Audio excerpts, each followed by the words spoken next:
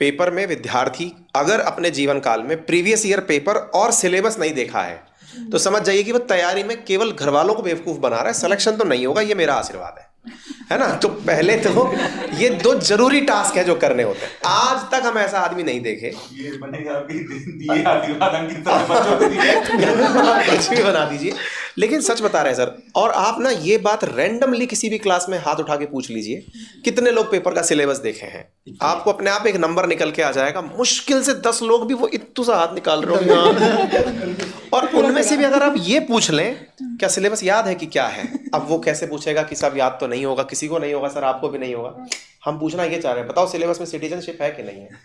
इससे पता चल जाएगा कि वो कितना गहराई से देखा है। सर हम आपको बताएं, जितने भी बढ़िया एग्जामिनेशंस है ना, मतलब हम बढ़िया के नाम पे यूपीएससी और स्टेट पीसीएस 2 को अच्छा मानते भी हैं, बाकी और भी सब एग्जाम सभी अच्छे होते हैं, लेकिन जिन्होंने भी एग्जाम में पढ़ने वाले बच्चों ने अच्छी रैंक्स पाई हैं, वो इतना तक कंफर्म होते हैं कि ये ही है, इसके अलावा कुछ पूछा ही नहीं जाता है सर। सर हम बताएं अपने प्रिपरेशन के टाइम पे, मतलब हम अपने आप को बड़ा इंटेलिजेंट मानते हैं, किस मामले में मानते हैं कि हम बहुत कम समय में एग्जाम क्वालिफाई किए, और किए क्या, इसी स्मार्टनेस से एग्जाम क्वालिफाई किए। दुनिया ये मोटी मोटी किताबें, हमारे राजस्थान में पब्लिकेशन की किताब चलती है, नाम लेंगे तो विवाद हो जाएगा, लेकिन बच्चे उसको इस तरह रटते थे कि भाई ये रटना है राजस्थान का, मतलब इसको रटना है। हम सिलेबस निकाले, हम मैच किए, हमने कहा यार इसमें से पूछा क्या जाता है, पहले सिलेबस देख लिए, फिर ये देखे कि प्रीवियस ईयर क्वेश्चन में से इतना सा सिलेबस कितना % कंटेंट कवर करता है। हमें जब पूरा एनालिसिस किए तो पता चला कि अगर मेंस के अंदर 75 नंबर का हिस्ट्री आ रहा है, 75 में से 25 नंबर का राजस्थान आ रहा है, 25 में से भी 16-17 नंबर का आधुनिक राजस्थान का इतिहास आ रहा है, बचा 8 नंबर का। हमने कहा इस 8 नंबर के लिए इतनी मोटी लक्ष्य कौन याद करेगा। हमने कहा नहीं करेंगे। हमने कहा इसे छोड़ करके जो और जगह हैं जहां कमजोर हैं हम उन्हें और बेहतर करेंगे। That is smart study. और सिलेक्शन की रणनीति विद्यार्थी के दिमाग में पहले ही बन चुकी होती है। सिलेक्शन करने वाला व्यक्ति ये जानता है कि how to select. Selection itself selection से शुरू होता है। अच्छा बच्चा पहले ही सेलेक्ट कर चुका होता है, यही पढ़ना है, यही करना है, इतना ही करना है। हम जब तैयारी शुरू किए तो कुछ गुणीजन हमको ज्ञान दे दिए कि भैया ये किताब बढ़िया, ये किताब बढ़िया। अच्छा हम नौकरी करके गए थे, थोड़ा बहुत पैसा था, हम सारी किताब खरीद लिए, ढेर लगा लिए अपने पास कि ये सब किताब अच्छी होती हैं। एक हमारा सेलेक्टेड मित्र था, वो आया कि अबे मास्टर एक बात बताओ। अच्छा हमें मास्टर कह के दोस्त चिढ़ाया करते थे उस समय, हम मास्टर ही बने फाइनली। तो कि अबे मास्टर एक बात बताओ। बोले हाँ। गलती से मान लो तुमसे लैंडलॉर्ड कह दिया कि रूम खाली करना है, क्या करोगे? हमने कहा मतलब अबे तुम इतना किताब इकट्ठा कर लियो कि लैंडलॉर्ड भी तुमको बोल देगा तो तुम चिंता में आ जाओगे यार, इतना परीक्षा में कोई नहीं ले जा पाता है। और फिर हमको उल्टा चैलेंज दिया और एक बहुत अच्छी नसीहत दिया कि गुरु ये सब किताबें जो तुम देख रहे हो ये दिखने में तुम्हें प्लीजेंट फीलिंग दे रही हैं, दोस्तों के सामने स्टेटस और टैबू बढ़िया बनाती हैं कि 10 किताब पढ़े हैं भाई, हमारे पास है सारी 10 किताब हमारे पास है, हम ये सब चीजें उठा के पढ़े थे। लेकिन सही मायने में पूरे साल भर में तुमसे लक्ष्मीकांत ढंग से खत्म ना हो पाएगी।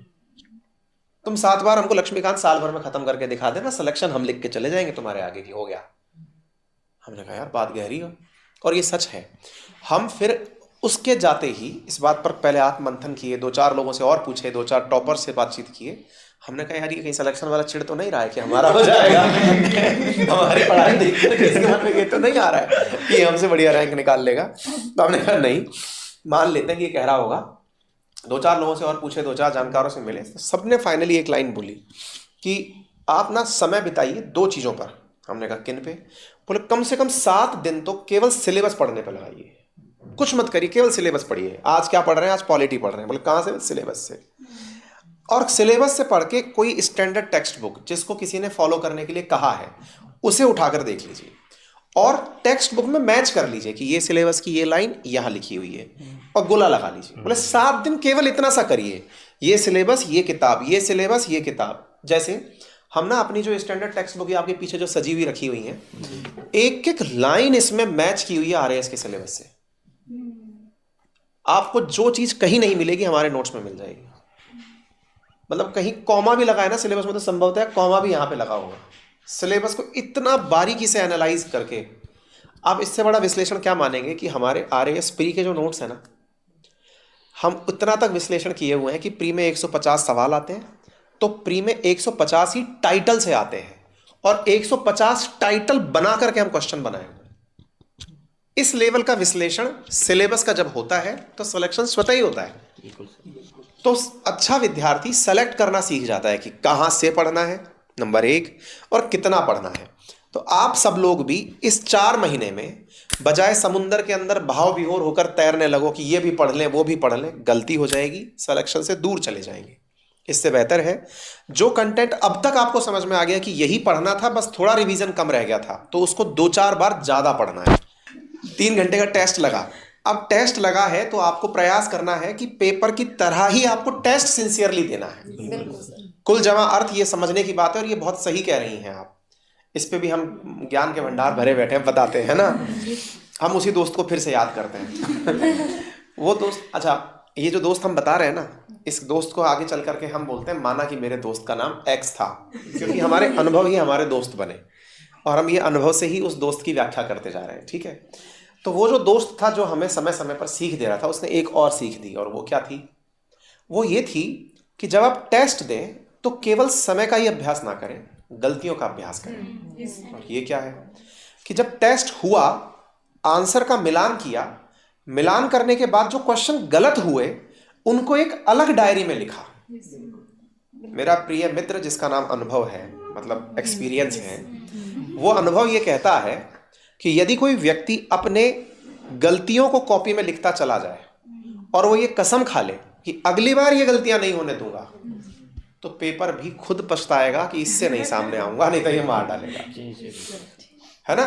तो आपने बहुत अच्छी बात बताई। एक, टेस्ट के अंदर टाइम टेबल मैनेज करने के लिए आपको टेस्ट देना है। नंबर 2, आप अपनी गलतियों को लिखना शुरू करिए कि मैं ये गलती करता हूं। जैसे मैं कोशिश बोलता हूं, अब मुझे पता है कि मैं शय बोलता हूं, गलत बोलता हूं, लेकिन ये मेरी पहचान सी बन गई। मुझे लोग टोकते हैं, मुझे अच्छा लगता है। कोशिश नहीं होता, कोशिश होता है, मेरे को पता है फिर भी बोलते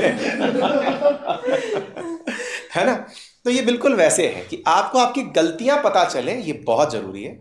और प्रयास कीजिए कि गलतियों से आप जिस दिन साक्षात्कार पेपर में करें और आपकी वही गलती वहां परीक्षा में प्रश्न बनकर खड़ी हो, तो आपको इतना खुशी का अनुभव हो कि यार देखा बेटा, तुमको तो रटे बैठे थे, तुम पता है कि यहाँ ट्रिक मारोगे और सामान की और सवाल जो सवाल पूछे जाते हैं वैसे नहीं हो, तुम थोड़ा हटके हो, हम रटे हुए हैं तुम्हें पहले से ही, तो उसको उड़ा दिए वहीं के वहीं। जैसे होता है ना कई बार कि यार अरे ये क्वेश्चन तो ट्रिक वाला है, बचपन में रटते नहीं थे क्या, ABCD, C है इसका, तो माता जी कह रही है हमने आंसर फेर दिए हैं, मतलब उल्टा सीधा लिख दिए। ऑप्शन रट लिया करते थे ना।